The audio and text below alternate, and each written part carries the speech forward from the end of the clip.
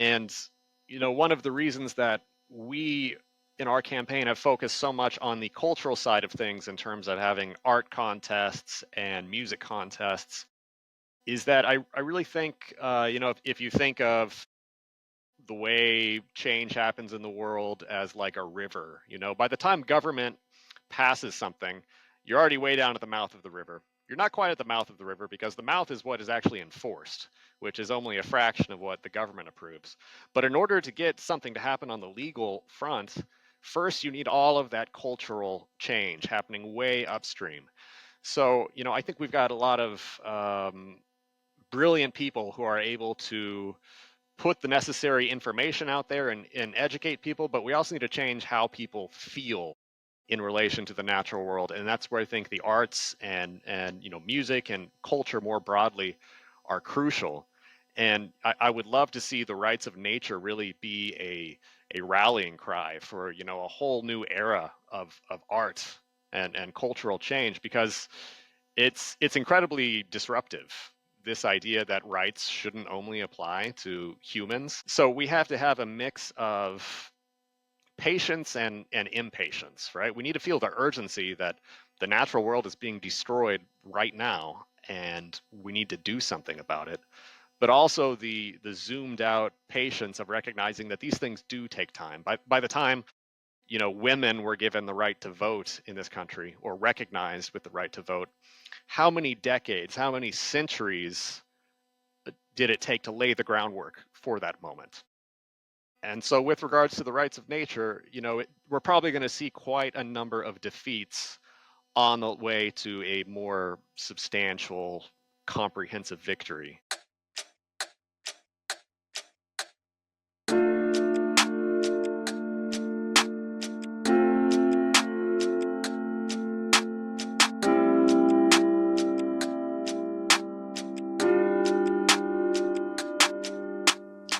Welcome to Truth and Reckoning, a broadcast from CELDF. In this show, we'll learn from frontline organizers and communities fighting against environmental destruction. We'll explore different perspectives and innovative strategies for movement building, the potency and the potential of rights of nature, and effective action in defense of our communities. And we'll share inspiring stories of people working towards right relationship with the land and each other. I am your host, Max Wilbert.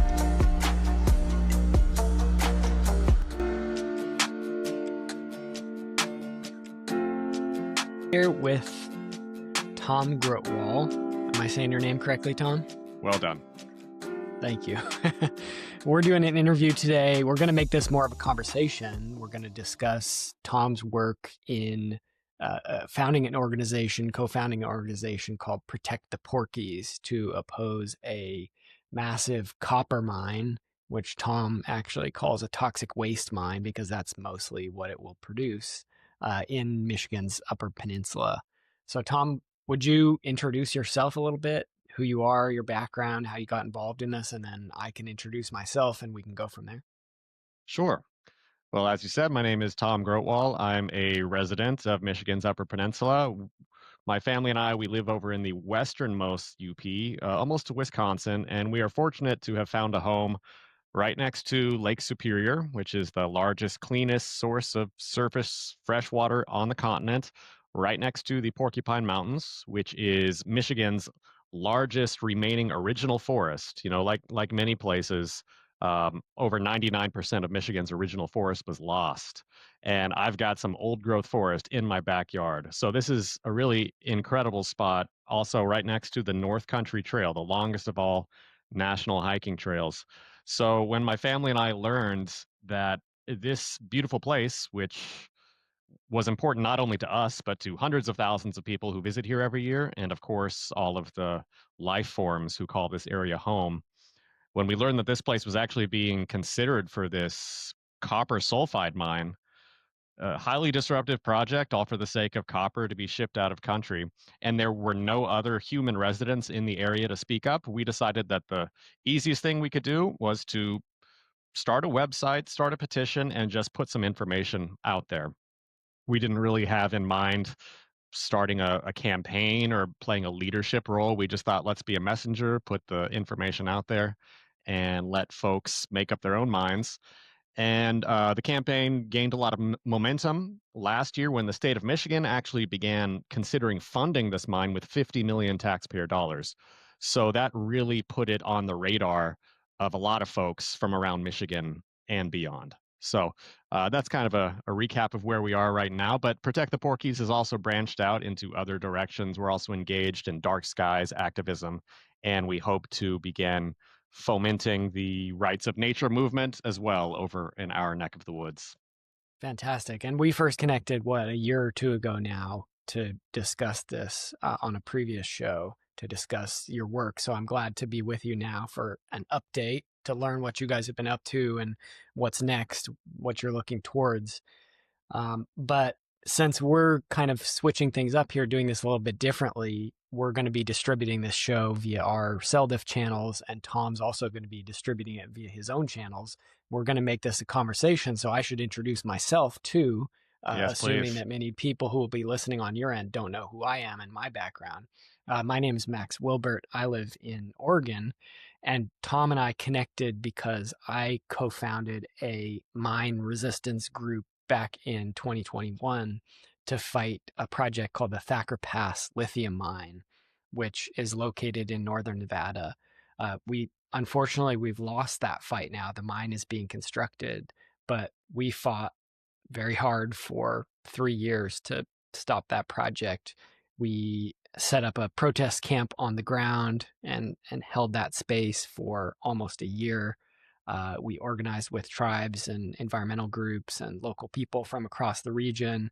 We assisted in filing multiple federal lawsuits against the project, building media pressure, bringing pressure campaigns to bear on politicians and contractors and different folks who were involved in the project, and taking nonviolent direct action, actually blockading the construction and going out to try and stop what was happening out there.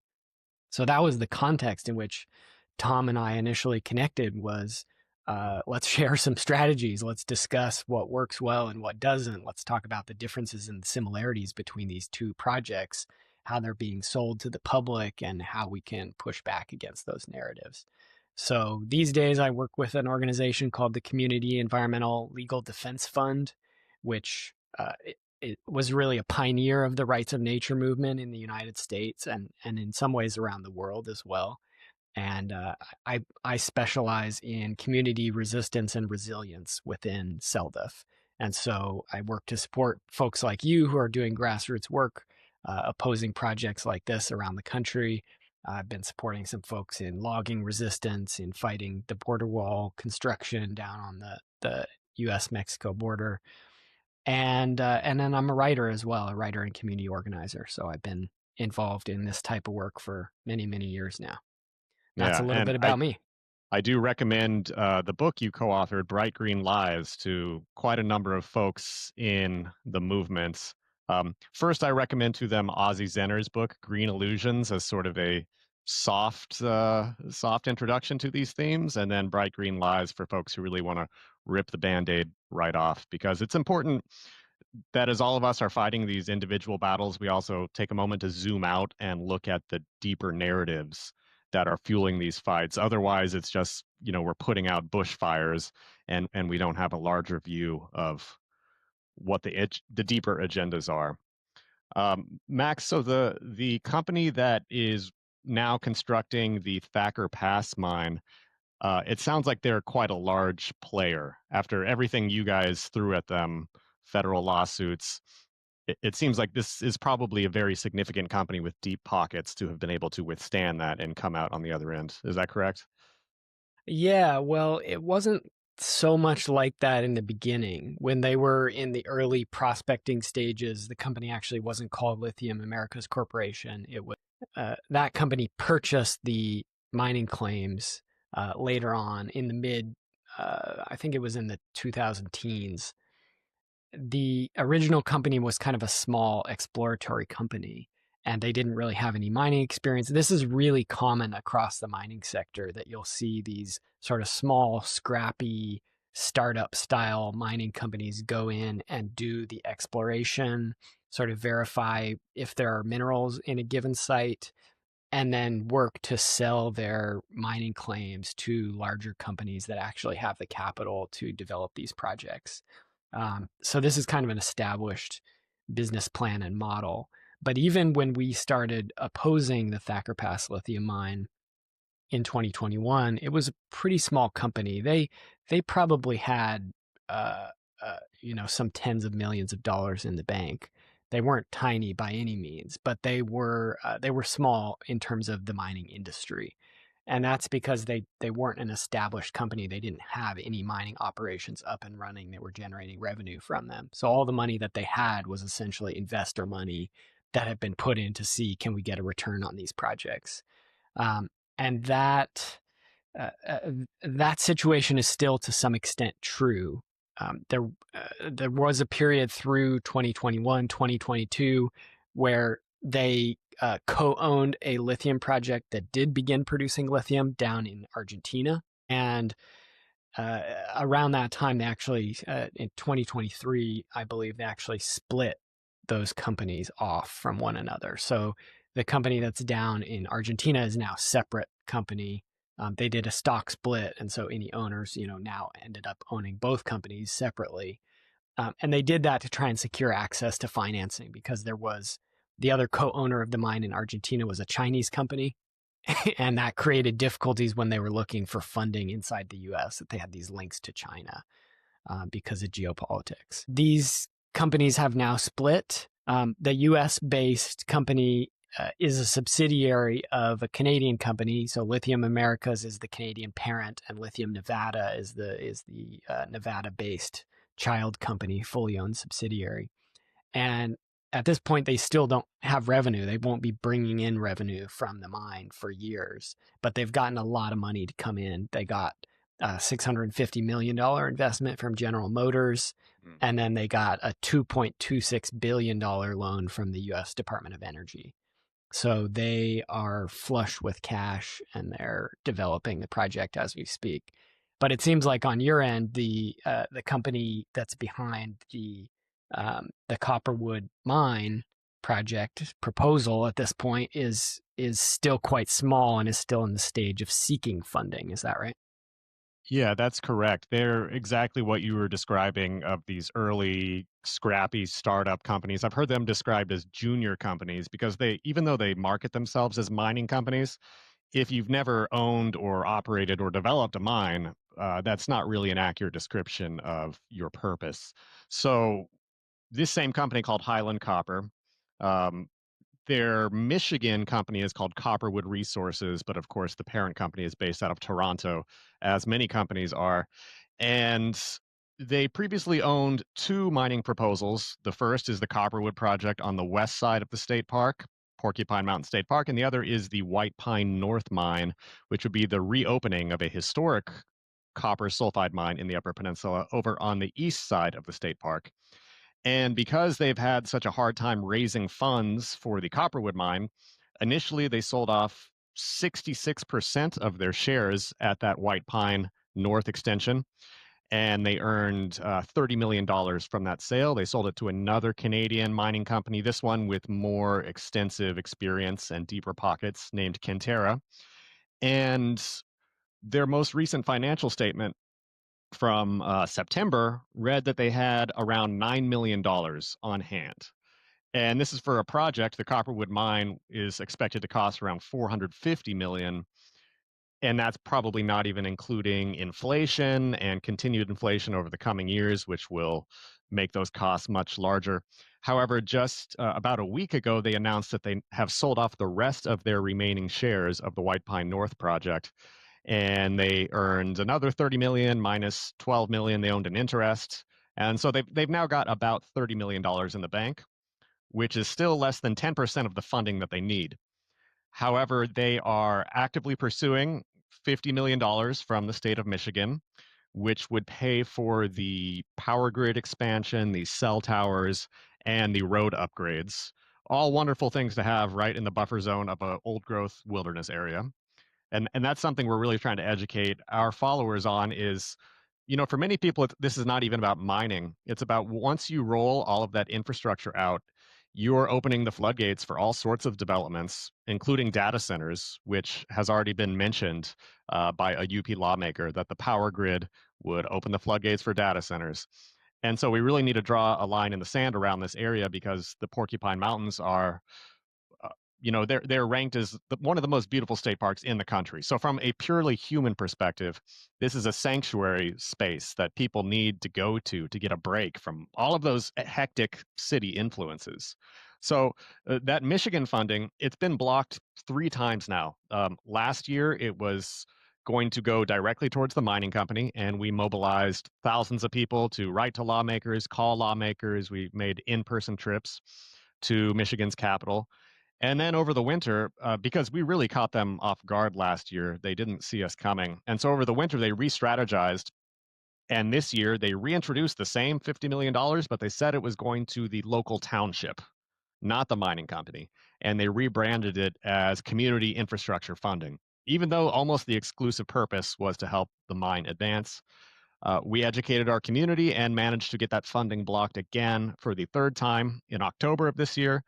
But we've been told that perhaps in the final weeks of 2025, there's just a few weeks left, they might try to slip the funding through again as a supplemental in the Michigan budget. So right now we're staying very vigilant.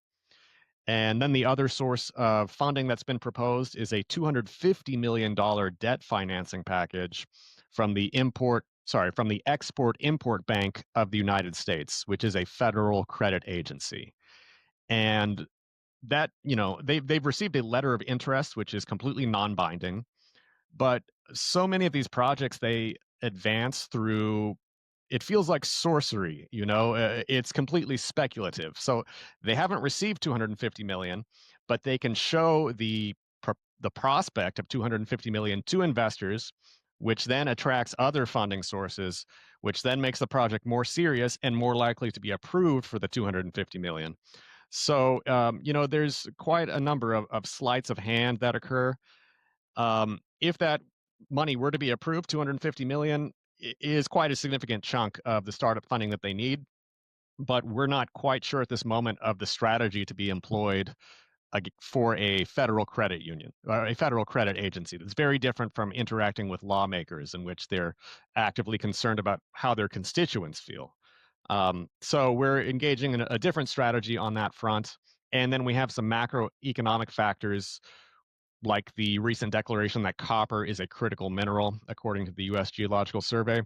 That doesn't really work in our favor, but there's some nuance to be teased out there because the USGS has declared copper a critical mineral, but it really only applies to refined copper, which is copper that has gone through all stages of processing. And in this case, that would take place in Canada. So we'd be helping to produce a critical mineral for Canada. Meanwhile, mined copper, there is no observable shortage in the active supply, and thus there's no urgency to accelerate new mining projects. But the mining company, when they make these announcements to investors, there's no room for nuance. So all they say is copper is a critical mineral. They don't say it doesn't apply to mined copper. It's all about extrapolating the copper boom, which is always just around the corner. In the last few years, we were being told it was for green energy. Now we're being told it's for national security and, of course, data centers. So the narrative is ever shifting. The bottom line is they want that copper and they want it now, and they don't have the money to pay for it, which is why they're looking for Michigan to pay for it, and they're looking to take out debt from a federal credit agency. So that's kind of the current status of where the mine is at in terms of funding. But one of the real tragedies is that even though the project lacks almost all of its funding and all of its preliminary infrastructure, they've already destroyed nearly 60 acres of wetlands. They've permanently rerouted streams. They've clear cut many dozens of acres of forest. And it's all in full compliance with the permitting process in Michigan, which is why, in addition to just challenging the project and its permits every way we can, we are trying to project into the conversation that we need a deeper reimagining of how environmental permitting works. Why should speculative, unfunded projects be able to inflict lasting damage on nature? And that's also what leads me to have interest in the rights of nature movement as a way to maybe propose something new, a new paradigm which is actually much more objectively fair for all life forms. Yeah, absolutely. It's interesting, Tom, to hear some of these details because the similarities with Thacker Pass, of course, continue, and with so many other projects, because these mines uh, and large infrastructure projects of all sorts, to such a large extent, end up being public-private partnerships in reality, if even if they're not being sold or discussed in that way. And of course, people have talked about this for a long time, using the sort of saying that it's socialism for the rich and capitalism, sort of dog eat dog capitalism for the poor, right? We see the federal government trying to cut food stamps and cut off basic social assistance programs for working class people, and at the same time, food stamps for mining companies um, are flowing without any sort of restriction. And in fact, at Thacker Pass, the way we saw this play out was the mine was initially permitted under the Trump administration in January of 2021. They released the permit on January 15th, so it was 9 days after the January 6th riot in Washington D.C. at the Capitol. And then under the Biden administration, we saw the Democrats sort of defend the project in many different ways. They actually claimed in some of their documents, in some of their press releases under Biden, that the Biden White House was responsible for advancing and permitting the project. So they were claiming this sort of achievement for their own because the Biden White House obviously wanted to promote lithium and electric cars and the development of that sort of so-called clean energy economy, clean tech economy, and the jobs and so on that would allow them to build a certain narrative around that. And now, under the Trump administration, once again, we've seen the money from the DOE, Department of Energy loans, start to flow to Lithium Nevada, and we've actually seen the federal government buy into the Thacker Pass lithium mine. So Trump made some noise for a little while about pulling this Department of Energy loan, but what he actually ended up doing was using that as leverage to actually become a partner in the project. So the federal government is now a 5% owner of Lithium Nevada Corporation, and they also have an additional 5% stake in the Thacker Pass mine itself.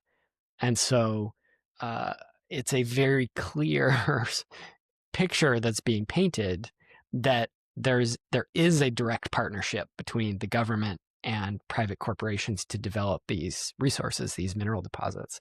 And if you know U.S. history, that's not surprising at all, because the history of the United States, from the founding of the initial colonies through the Revolution, westward expansion, and so on, has been a story of the government working to advance its own imperial power and economic strength through developing, quote unquote, natural resources. And if that's at the expense of the people, of the planet, of water, of native communities, and of the future, then that hasn't really been a consideration at all. And so, we're seeing with your project up there, with trying to fight this Copperwood mine, the early stages of that, where the government is sort of flirting with providing this funding. But it's good that you guys are getting there ahead of the fact, because by the time we got to Thacker Pass and set up camp on the day that permit was approved, January 15th, 2021, there was already agreements in place with the local county for major tax abatements. The mining company was already, good friends and had well-established working relationships with state officials and so on. And so we were behind the curve. And we knew that at the time. Our decision making was, this is the first big lithium mine project in the country. So we feel a need to intervene, even though we're behind the curve. And we know that we're probably unlikely to be able to stop this thing. We made a decision we need to jump in, because simply from a narrative perspective and a movement shaping perspective, we want to fight this thing to try and raise awareness of the fact that this lithium green green energy electric car economy is not a substantive answer to the ecological crisis we're facing or the global warming crisis, So so we decided to jump in, but it's good that you guys are ahead of the curve because there's a potential to try and jump in that crack, those limited cracks that do exist between the company and certain parts of the government, and sort of wedge those apart and pry those apart as much as possible. Right. Yeah, I mean, every project and thus every resistance campaign is going to be completely different in terms of the playbook that's available to them. In our case, we're ahead of the curve in some ways in that the company doesn't have the financing and the funding that they need. But unfortunately, we're behind the curve in that they already have nearly all of their permits approved by the state of Michigan, which maybe is a less successful mode of resistance anyway, because permitting agencies tend to approve almost everything as long as the right boxes are checked and all the T's are crossed and I's dotted. So we believe that trying to halt any substantial funding of this project is the probably our best shot forward. There is one other concerning federal development with regards to the Copperwood Mine, not to the Copperwood Mine directly, but their largest investor is Orion Mine Finance, which is a very large mine financing firm based in the Cayman Islands.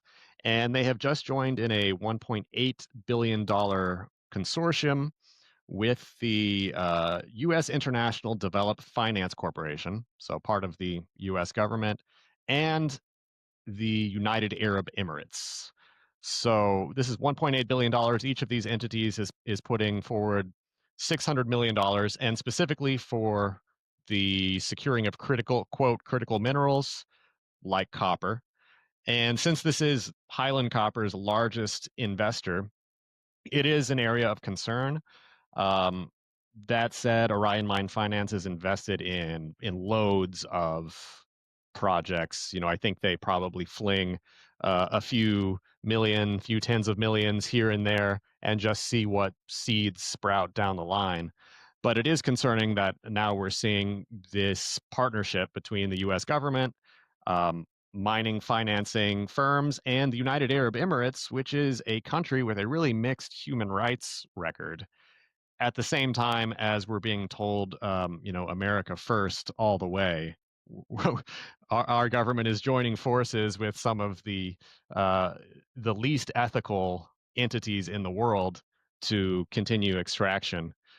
So that is something we'll have to keep our eyes on. Um, in the meantime, since we are, a very small campaign with very limited funding, we try to market ourselves as a decentralized movement. And what we mean by that is, I think too often people look to organizations to solve their problems.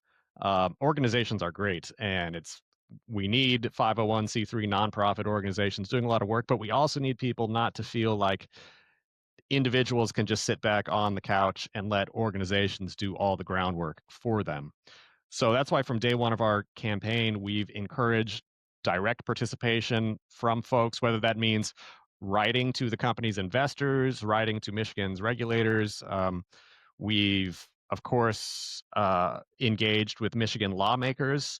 But then last year, we hosted a water walk in collaboration with several Native American tribes in the area. And we're going to be hosting another water walk next year as well. And this is a really important opportunity because in the Upper Peninsula, we hear all the time, mining is our heritage, mining is our heritage. This is kind of a slogan that gets repeated. And it really depends on how you're defining heritage, right? If you're only looking at a few companies owned by outsiders who managed to make a lot of money in the last 150 years as your heritage, then yeah, mining is our heritage. But if you're actually looking at all the thousands of years that this area has had human inhabitants who somehow managed to live here all that time without contaminating the water and poisoning the land, then that question of what our heritage is needs to really be opened up quite a lot to include the native people, which is why we're excited to be collaborating on another water walk next year. And that kind of brings us up to date with where we are now. We really can't think ahead too far because we may potentially need to be battling this Michigan funding just in the next couple weeks. So we're letting folks take a break from all of our action requests and potentially calling upon them to summon their final reserves of energy this year just in the next couple weeks. But I wonder, when you think back on Thacker Pass, you frame it as you call it a loss because that's what we say when things don't go the way we wanted. But do you think is there anything that could have been done to stop a project like that? It seems like you guys threw literally every idea and had just so much momentum and energy on your side. But at the end of the day, if you have these massive, well-funded interests, was there a secret trick that could have been employed, or is this just how the cards fall when we're working with small campaigns against entities with tens of millions, hundreds of millions, billions of dollars? Yeah, and it's not only that. I mean, in the case of Thacker Pass, you have, like I said, you have the government being weaponized against people and the community members, and so the county government, the state government, Nevada's senators and congressional delegation, and the federal government as a whole were all lined up behind the project, which meant that from the beginning, you have law enforcement agencies oriented against people, oriented against the interests of the land. And, again, if you look at United States history, this is the norm. Whether we're talking about recent history and you look at Standing Rock and all of the law enforcement agencies, as well as the National Guard that were mobilized against people there to protect the rights of an oil company to build an oil pipeline that, has since leaked multiple times and caused and is causing many of the harms that people predicted it would. So you not only have sort of the administrative and monetary apparatus of capitalism and the state combined, but you also have sort of the force, the power, the armed power of the state mobilized to protect these projects. And that's ultimately what we're sort of trying to achieve when we, for example, contest projects in court. If somebody defies a court order, then the judge will order police to go enforce the court order. And that essentially means sending armed men to say, no, you're not actually allowed to do that. And if you do, we're going to handcuff you and take you away to lock you in a room, right? This is, I think it's important to not lose sight of this, because so often in the United States, I think we get caught up in these narratives and these ideas around democracy and rule of the people. And these are really beautiful and important aspirations. But it's also important to recognize that that's not the reality of how power functions by and large in this country. Largely, it is a question of who has money, who has political power. And if they do, then they have the armed power of the state backing them up, regardless of what's right or not. And so, for example, at Thacker Pass, many people looked at the judge ruling multiple times against environmental groups, against tribes. And they said, well, that must mean the mine is okay. That must mean the mine is good. But judges don't rule on morality. They don't just decide, this is what should be done. This is what's right. Judges look at the law and they say, does this meet the definition of the law or not? Does this meet the thresholds that are established in the law?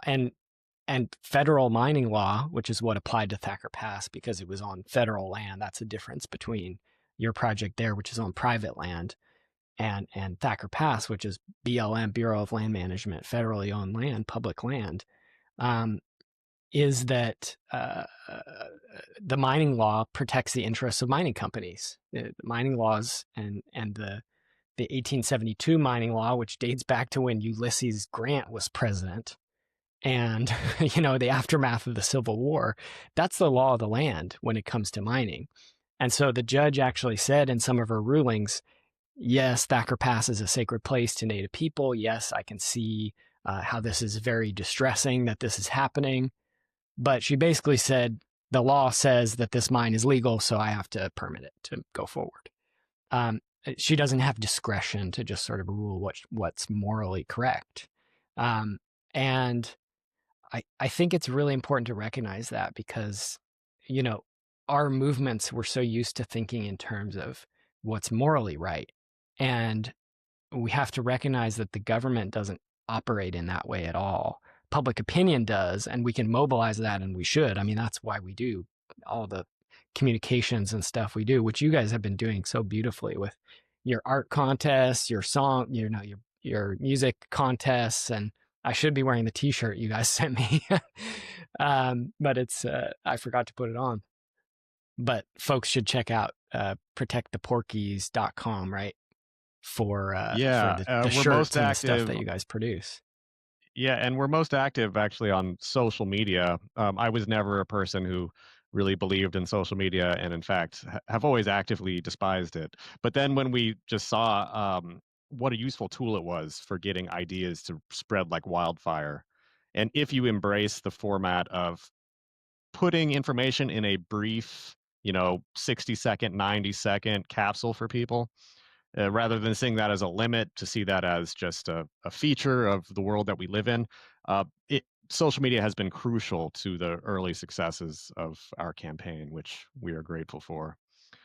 But so what you're describing, the government not really having any notion of morality. It's simply the government thinks about the law. Is it legal? Is it not? But then we have all these movements throughout our history where we try to update the law so that it is more in keeping with our morality, right? And that's how we've seen the expansion of rights from white property owning males to white males, period, to males, period, to men and women, and now other groups as well. And that's where I'm really interested in the prospects of the rights of nature movement to really update the law in this country so that even if judges are only following the law, they have more flexibility, because so often it's not a yes or no when it comes to interpreting the law, right? There's many ways of interpreting the Constitution or of interpreting legal history. So I am really tantalized by the possibilities of rights of nature at the same time as it feels overwhelming based on all of the history that you've described, how moneyed interests entangled with all branches of government have really put a stranglehold on these on resisting projects, even just when it comes to protecting humans. So when it comes to speaking up for other ecosystems and life forms which don't have any representation whatsoever in government and can't vote and can't write letters or make phone calls or attend protests, it seems like something it's essential that we demand rights for nature at the same time as it's a very significant uphill battle. So I'm wondering, what are your thoughts? And I'd love to hear a bit about some of the work that CELDIF has done on the rights of nature front, because it's a direction that we hope to begin sowing some seeds in our neck of the woods. We believe that Lake Superior, just simply as the largest source of surface freshwater on the continent, could be a spot where the rights of nature movement really gains a lot of traction. It's also the Great Lake, which has the highest active indigenous presence. So I believe that the ground is fertile for an idea like the rights of nature to really gain some momentum in this area. Yeah, yeah, and you're absolutely right, Tom. I think that is so much the history of movements is about expanding those definitions of rights um, and pushing what was once outside the boundaries of law within the boundaries of law or norm.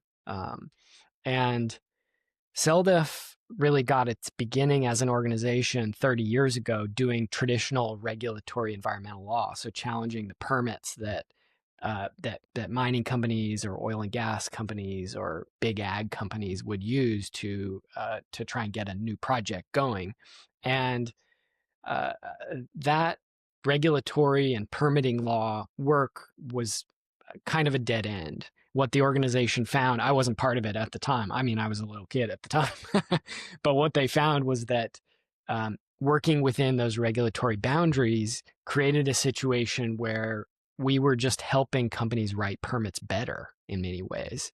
Because even if we spotted problems with a permit, they were violating the law in a certain way. They were exceeding legally allowable limits of a certain pollutant or something along those lines. We would point that out, we would sue, and sometimes we would win. But then the company could just go back and reapply. They would change their plan a little bit. And if they met the definitions of what was allowed under the law, then the project would be permitted to go forward. And that was the problem fundamentally that the organization saw, is not that our regulations aren't quite strong enough to protect people. It's that our laws and legal system are set up to permit destructive activity to happen.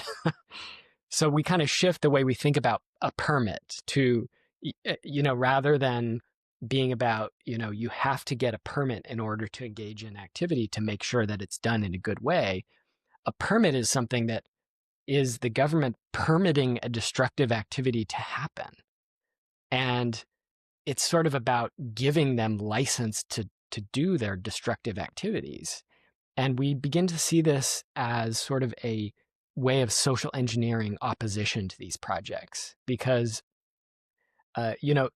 let's say there were no United States federal government or state of Michigan government, and it was just you folks living up on the UP, you and all your community members, and you all kind of just had to figure out, what are we okay with? What are we not? And collectively make decisions about what are we going to do about it. If you had a mining company come in and say, we want to destroy however many hundreds of acres of land and put in toxic waste and bulldoze paths through all this old growth forest, the community would just stop that from happening in one way or another, right? Likely most people would be opposed, and they would just say, no, we're not going to allow this. You'd see a similar thing if it came to data centers or fracking, fracking right outside schools on the Colorado Front Range, right?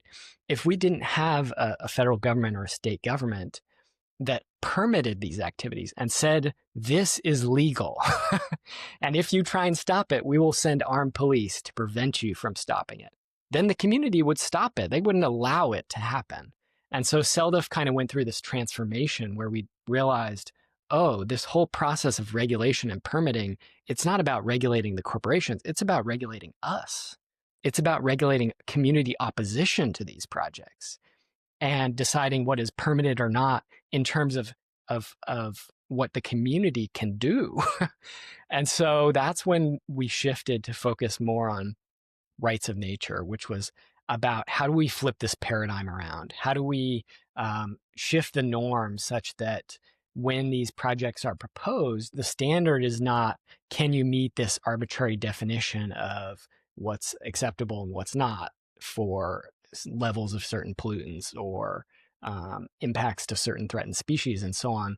But the standard is instead based on nature's integral right to exist and flourish and naturally evolve and regenerate.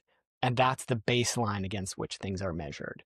And so the first rights of nature law was passed with CELDF's assistance. We wrote the law and worked with the community to help them pass it in Tamaqua, Pennsylvania in 2007. And since then, we've worked with dozens, hundreds of communities across the country to work on similar laws, mostly at a very local level, townships, communities, small cities, sometimes bigger cities. Pittsburgh passed a ban on fracking. And we assisted Ecuador in passing rights of nature, bringing rights of nature into their constitution back in 2009, I believe.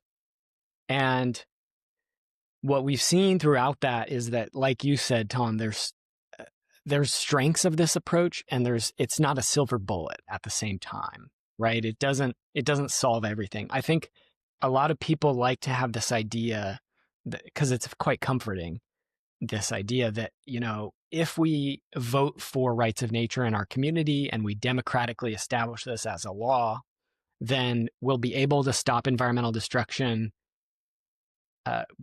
without really any disruption or confrontation or challenge to it, right? It'll be a clean democratic process. It'll be entirely peaceful.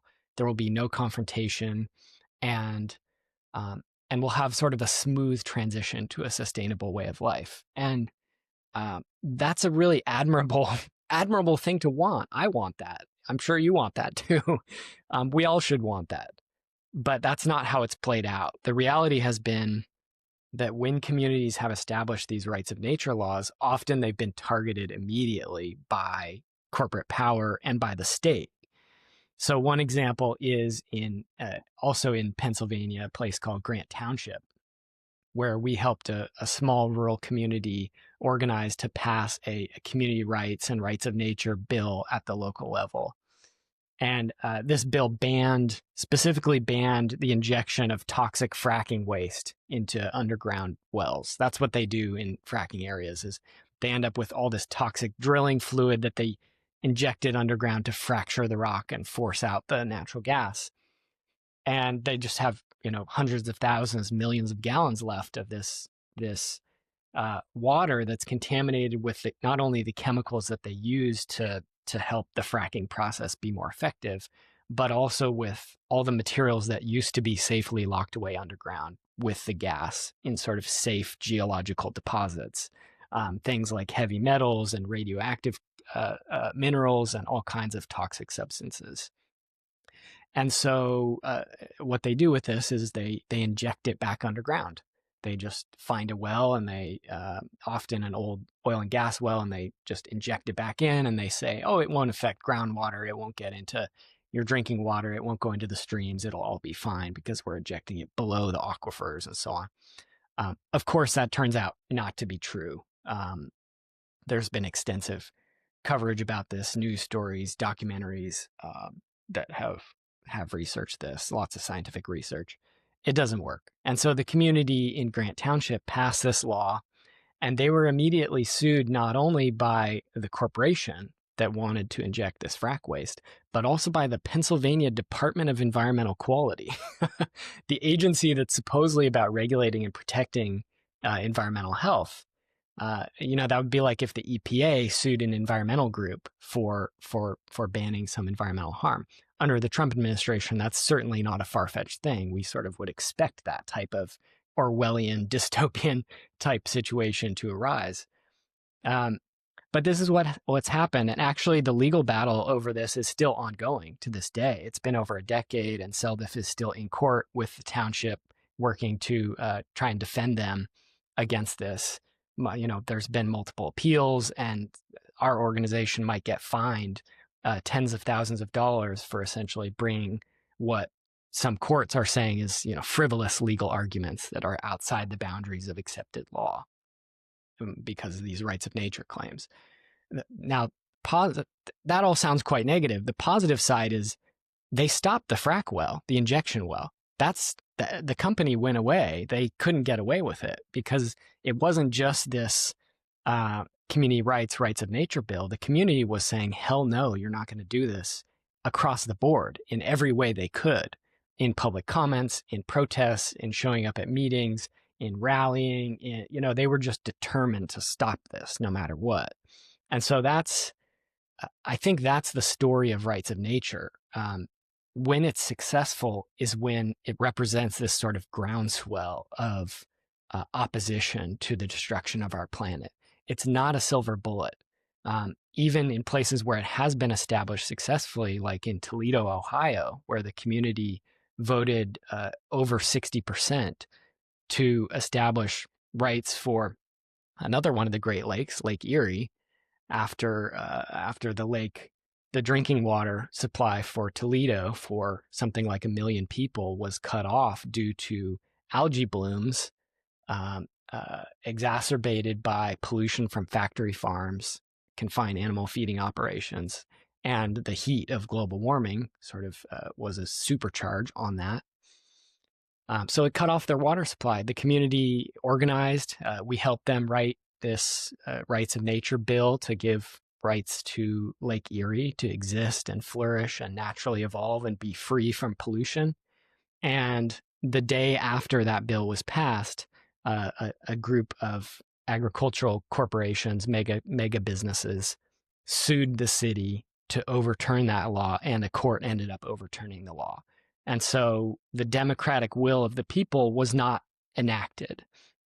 And so that's what we see as sort of this dynamic interplay between rights of nature and people's movements in general, it's not a silver bullet. There have been cases where it's been successful, but the way I look at it is what really needs to happen is, um, the day that sort of law is overturned, we need to have 15,000 people show up at all those agricultural, all those confined animal feeding operations in the Lake Erie watershed and shut them down and shut down their operations and blockade them day after day after day and engage in all kinds of different tactics to stop them. Because, at that point, not only you have sort of the democratic mandate of the vote of the people. And so, this is something that we've seen in social movements, liberation struggles, revolutions throughout history, is that one tactic is rarely enough. It has to be about escalation and continuing to push and building on what happened before. And so often when you have these sort of plebiscites or public votes or expressions of public sentiment that sort of align with the movement and our goals, then we always need to have a next step, a way to keep that momentum rolling and push forward. So that's sort of where CELDF is at. We do rights of nature work right now. We helped draft a rights of nature bill for New York State that's focused on all the waters and watersheds in New York State, and that's in the state legislature right now. That's the first time it's been introduced to a state legislature in the U.S. The reality is it's very unlikely to pass, but it's part of a culture change and movement building process. It's all about pushing this deeper into the public consciousness and always using each effort to build to the next one. And so in a way, you asked about Thacker Pass earlier, Tom, and I never really finished off responding to that. When we went into Thacker Pass, we had two goals. The first one was to stop the mine. The second one was to shift the conversation, especially in the environmental movement, around electric vehicles and lithium mining as quote unquote solutions to the ecological crisis and global warming. And we failed in defending the land, but we think that we were pretty successful when it came to the second one. It wasn't just us, of course. There have been movements and opposition against lithium mining and greenwashing all over the planet that have really helped shift that conversation in some way in recent years. But I think we contributed in a very big way, and so that was part of what we were looking at, was how do we use this as sort of a springboard for the next thing. Of course, now we find ourselves in a political situation operating under the Trump administration where lithium mining and EVs are being very much, not promoted. But like you said, with Copperwood, they used to be talking about green energy, and now they're talking about national security. We're seeing much of the same narrative in the lithium economy, in so-called clean tech and so on. And, I often think of the Democrats and the Republicans as sort of these two wings of imperial bureaucrats who, between the two of them, are sort of trying to chart the path of what's going to be most effective to increase the power of this imperial project. And resource extraction is a big part of that. And so we're likely to see swings back. We're likely to see that narrative change, back in the other direction towards clean energy at some point, so-called clean energy. But yeah, in terms of rights of nature, I think it's really important. I think it's a great thing that actually right here where I live in Lane County, Oregon, there's a community group called Community Rights Lane County that helped to start this Lane County Watersheds Bill of Rights initiative process that's going to be on the ballot in May of next year, unless there's some sort of intervention by the county to say that you can't vote on this, which they have done before in Oregon and in this region. So, and I'm working with those folks to the extent that I can to try and support that, get people to show up and vote for this initiative. But, I try and tell people, even if we pass this thing in my county here, that's not the end. That's just the beginning, because then we have to figure out what does enforcement look like? Who's going to get targeted and who's not? What are the implementing processes going to look like for this law? And very importantly, how are we going to respond when the timber companies who want to spray in all the watersheds, they want to spray toxic chemicals, and all the other extractive industries in the region start to sue the county over this law and say this is an illegal law. We're suing to get it overturned.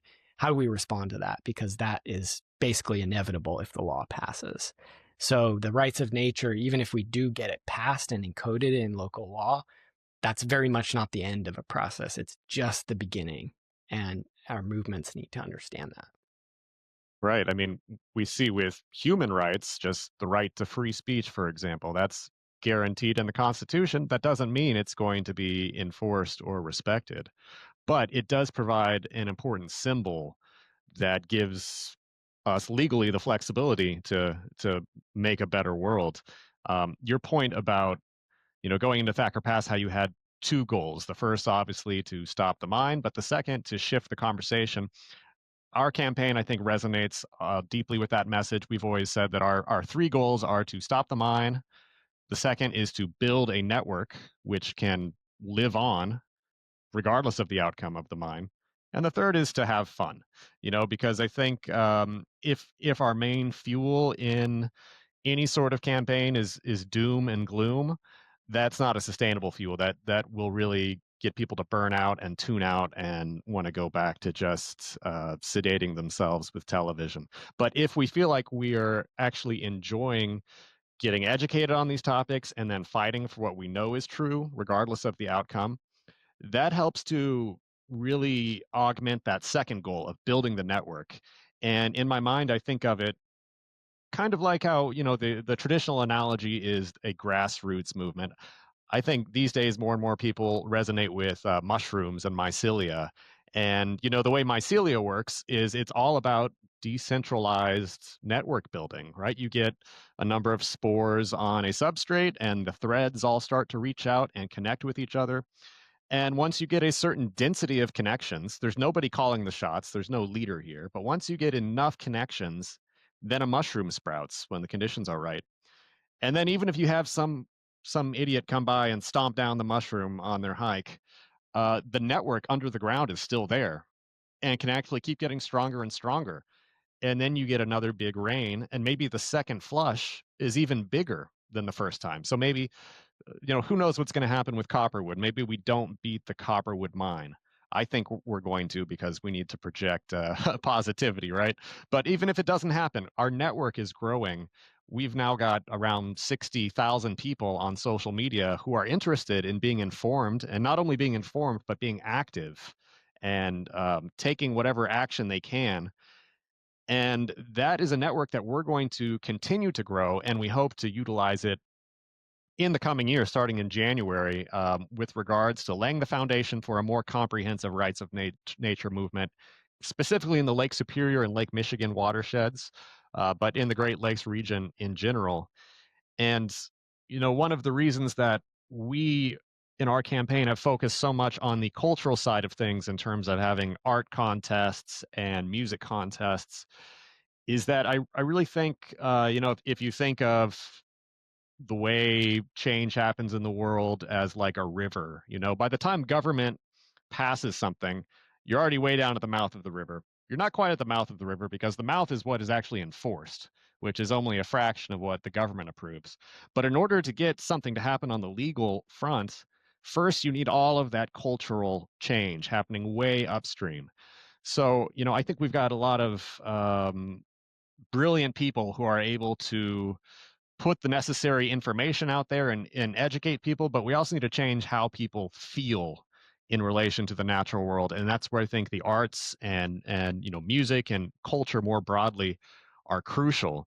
And I would love to see the rights of nature really be a rallying cry for a whole new era of art and cultural change, because it's incredibly disruptive, this idea that rights shouldn't only apply to humans, and not even to humans, to persons, right? Corporations and cities. And I think when we recognize that the way the law works is entirely fictitious. Who is a person, who is not a person.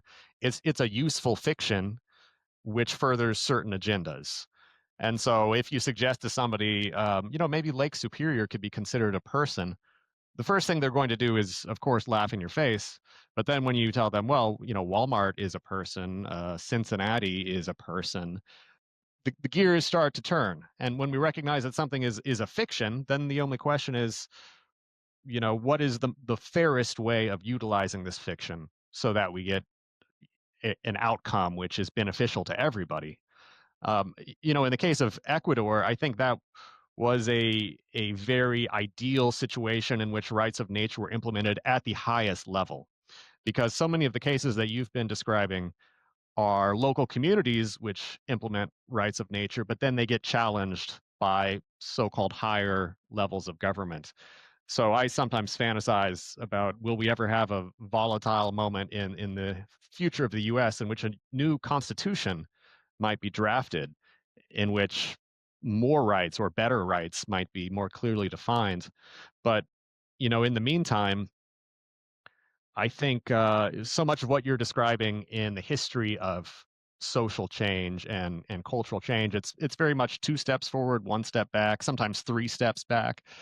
So we have to have a mix of patience and impatience, right? We need to feel the urgency that the natural world is being destroyed right now, and we need to do something about it. But also the zoomed out patience of recognizing that these things do take time. By the time women were given the right to vote in this country, or recognized with the right to vote, how many decades, how many centuries did it take to lay the groundwork for that moment? And so, with regards to the rights of nature, we're probably going to see quite a number of defeats on the way to a more substantial, comprehensive victory. But that's where, if we adjust our goals, as you guys did with the Thacker Pass campaign, as we're trying to do with Protect the Porkies, it's not only about the outcome, the single outcome of victory, right? It's about the larger picture of expanding the network, changing the conversation, and understanding that things take a lot of time.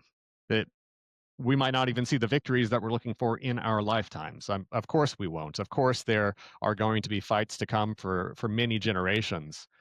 But I think if we keep people positive and excited about being involved now, that is the absolute best thing we can do. Um, I wonder if you and Seldif would have any recommendations for us moving forward as we try to both educate and inspire to action our community in the Michigan and upper Midwest area around the rights of nature. One question that I have is, does it make sense to fight for rights of individual entities like Lake Superior, specifically Lake Michigan, or the Great Lakes as a whole system? Of course, that brings in different states, different countries potentially, but I'd love to hear your thoughts on just, if we want to begin a rights of nature movement in our neck of the woods, or encourage the one that is already there, what steps do you think we should take to get the ball rolling? Yeah, well, a couple thoughts. First, I should say up front that I'm not an expert in the rights of nature movement. I joined CELDIF just over a year ago, and I've followed their work for many years and been friends with folks in the organization, been following rights of nature for a long time, but I'm not an expert. And if you really want an expert, you should talk to my colleague, Ben Price, who I know you know, who organized in Tamaqua to help pass that first ever rights of nature law in the U.S., in anywhere in the Western world, in the Western legal system. Excuse me. But I can say a few things. One is that there's certainly a debate about whether it's better to focus on sort of one entity or broader perspectives. The argument for focusing on one entity is similar to that made by conservationists and environmentalists who've said that, if we protect the grizzly bear, for example, they need so much habitat and they have such a wide range that we're not just protecting the grizzly bear, we're protecting the forest and the insects and the birds and the rivers and everything and everyone who is around where the grizzly bears live. Um, and that's a reasonable argument in some ways. There's folks in Oceania right now working to protect, to bring a rights of nature perspective for whales, right? But because of a specific cultural tradition, ancestral tradition of reverence for whales in this Polynesian culture, and that makes a lot of sense in some ways. There's also, to some extent, there's a risk in that, because the risk is that you sort of end up creating sort of a zoo approach to conserving animals, or conserving the land, or protecting our kin on this planet, in which, for example, similar to the Endangered Species Act, proponents of the Endangered Species Act will say it's protected 99 point something percent of the species that have been listed under it from going extinct. But what most of those species are still sort of just hovering along at these very low numbers. Very few of them have actually recovered significantly to be really stable and anything close to what their populations used to be. So it's sort of like a life support mechanism. Um, and obviously, that's not the intent of the rights of nature approaches that focus on one entity. But there is that risk that you end up sort of uh, with a bit of a blinkered perspective, blinkered focus on this one organism. So CELDIF has been an advocate for taking broader sort of ecosystem level perspectives. That's why the New York State Waters Bill of Rights, Great Lakes and State Waters Bill of Rights, is about protecting not just one lake, but all the lakes and watersheds in the state. And that's a bigger fight, but our argument has been that it's kind of important to hold that line, to not get too sort of siloed in the way that we think about these things, where we start to believe that this lake matters and this one doesn't. And another example of that is that CELDIF has argued against a personhood for nature approach, because the problem is that we've seen that approach be weaponized against nature in some ways. So, for example, we've seen that when rights of nature with a personhood approach has been extended to a given river, then a mining company might, for example, turn around and sue the river as a legal person and say, this river, which has just flooded into our operations, has violated our rights, has violated our property boundaries, and trespassed on our land, and so on. And so we need monetary damages from the river, or something like that. Or we need the right to do X, Y, Z that we would have been otherwise not permitted to do. And so there's sort of a vulnerability that gets opened in that personhood approach as well. So again, our approach there has been to say, no, we shouldn't look at nature as legal persons. We shouldn't look at a river or a lake as a person, because it's not a person. It is different than me and you. That doesn't mean it's less than, but we should avoid using that sort of limited legal construct to refer to something that doesn't fit inside that, an entity that doesn't fit inside that box. So we're actually working on a report that's, hopefully it'll be coming out early 2026.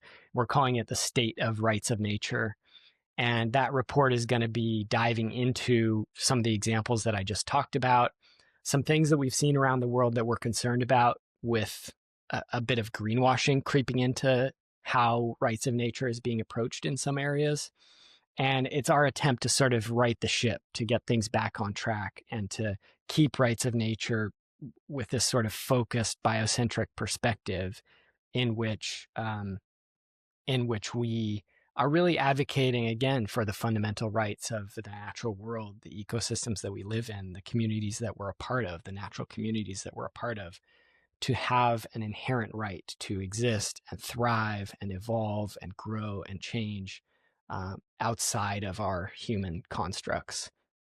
And I mean, I look forward to that report. I think it's going to be powerful. And I just want to echo too, Tom, something you said a minute ago about the importance of people taking responsibility for action. Yeah, I like that you emphasized how from the beginning of your campaign there, you've tried to get people to take responsibility, to take action themselves in this sort of horizontalist approach that nobody's going to come save us from the outside. It's all of us together who are going to do it. I actually wrote a piece about that just last night that I published on my newsletter, Biocentric, because I was having a conversation with a friend here locally and asking them if they had political contacts who might be willing to help with a campaign that we're working on. And they said they could only think of one person. And it just sparked me to think about the importance of building relationships and building connections, not just relying on organizations or groups to do that for us, but understanding that we all have a responsibility to be prepared to meet this time that we find ourselves in, and to step up and to take action and to contribute in some meaningful way. And so I really appreciate the way that you guys have done that through, bringing in art and creativity. And I know you and Sol are amazing artists. Your book, Reynard the House Wolf, is a wonderful thing for people who haven't seen it.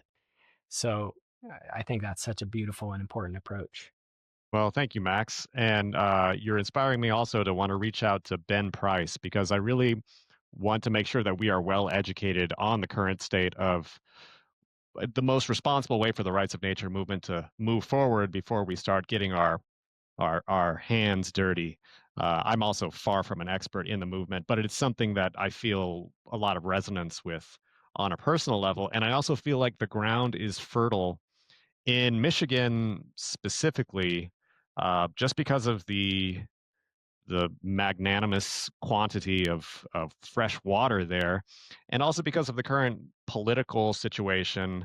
I myself am not really a party person. That said, I don't think Republicans will ever be introducing rights of nature bills at the moment. So it will fall on the Democrats in Michigan. And because there has just been a pretty big shift, the Republicans have taken control of the House on the federal level.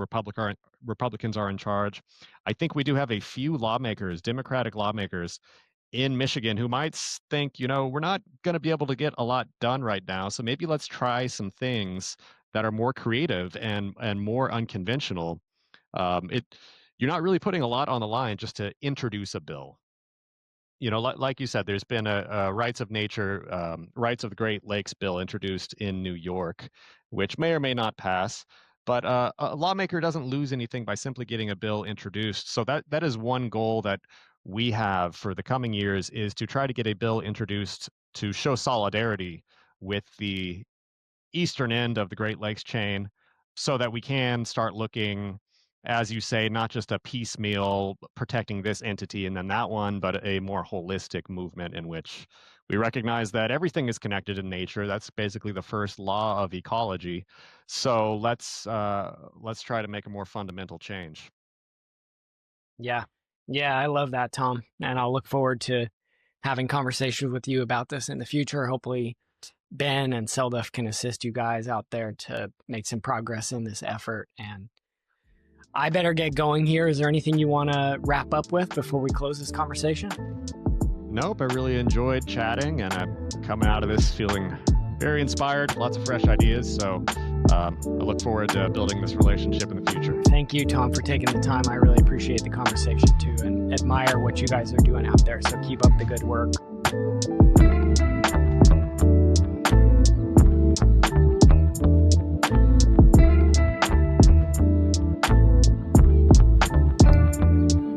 I want to thank you for listening to our show and let you know a few ways you can support Truth and Reckoning.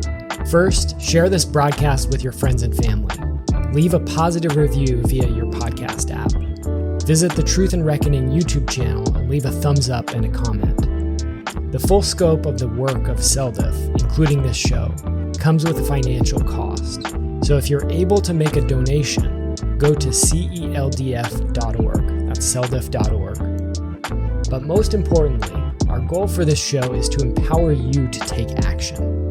So the best way you can show your support is to get involved with your community and protecting the place where you live. Thank you very much.